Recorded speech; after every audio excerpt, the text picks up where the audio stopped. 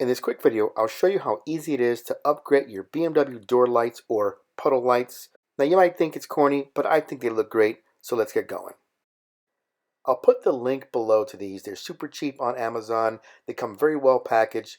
They come with little wire adapters in case they don't fit your vehicle, but if you put this on a 3 Series, 5 Series, anything from '09 to present day, they are plug and play. This really should take not even a minute to get done. With a panel tool, pry out your stock lamp.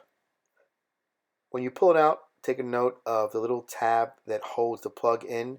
Use a small screwdriver or a pick to release it. And then all you're going to do is plug a new one in and snap it back into the door panel.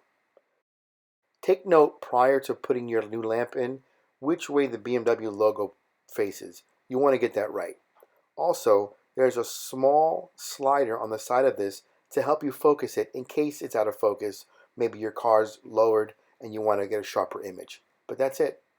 I like making these videos to show people how easy and inexpensive it is to tackle some of these things on your own. Use my link below and I'll earn a whole 17 cents.